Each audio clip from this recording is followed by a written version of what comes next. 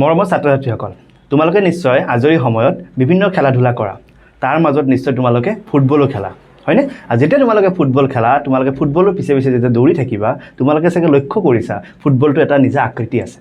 আৰু এই ফুটবলটোৰ এটা গণিতৰ আকৃতি আছে, যাক আমি গোলক বুলি কওঁ। গোলক বুলি কোৱাৰ লগে লগে তাৰ এটা নিজৰ ব্যাসাৰ্ধ থাকিব। আৰু ব্যাসাৰ্ধটোক যদি তুমি আৰ বুলি কোৱা, তেতিয়া তাৰ গোটেই বাউণ্ডাৰীটোক, যাক আমি পৃষ্ঠকালি বুলি কওঁ, সেই পৃষ্ঠকালিটো আমি নিৰ্ণয় কৰিব পাৰোঁ। যদি তাৰ ব্যাসাৰ্ধ আৰ হয়, তেতিয়া তাৰ পৃষ্ঠকালিটো আমি 4πr² বুলি লিখিব পাৰোঁ। তাৰপিছত গোটেই গোলকটোৰ ভিতৰত তুমি চাগে গম পোৱা, যেতিয়া বলটো ধুনীয়াকৈ যেতিয়া ফুলি থাকিব, তাৰ ভিতৰত এটা কি থাকিব? স্পেচ থাকিব। আৰু সেই স্পেচটোক আমি কি বুলি কওঁ? আয়তন বুলি কওঁ। আৰু যদি গোটেই গোলকটোৰ তুমি আয়তন নিৰ্ণয় কৰিব লাগে, তাৰ যোনটো ব্যাসাৰ্ধটোক আমি আৰ বুলি যদি ধৰি লওঁ, তাৰ আয়তনৰ সূত্ৰটো কি হ'ব? 4/3πr³।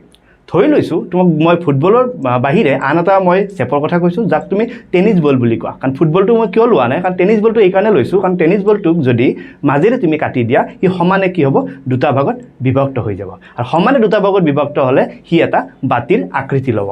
আৰু এই বাতিৰ আকৃতিটোক আমি কি বুলি কওঁ জানা?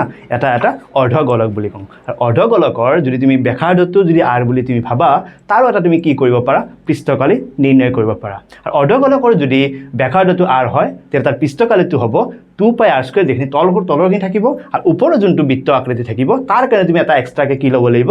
πr² ল'ব লাগিব। আৰু তেতিয়া গোটেই পৃষ্ঠকালিটো কি লিখিব পাৰিবা? 3πr²। আৰু ইয়াৰ যদি মাজৰ যোনটো স্পেচ, যোনটো আয়তনটো যদি ওলাব লাগে, গোটেই গোলকটোৰ আয়তন আছিলে কিমান? 4/3πr³, আৰু অৰ্ধগোলকৰ আয়তনটো হ'ব 2/3πr³। আশা কৰোঁ তোমালোকে গোলক সম্পৰ্কীয় যিখিনি মূল তথ্য, সেই তথ্যখিনি তোমালোকে লাভ কৰিছা। তো ইয়াৰ পিছত আন এটি নতুন তথ্য লৈ তোমালোকৰ মাজলৈ আহিম। ধন্যবাদ।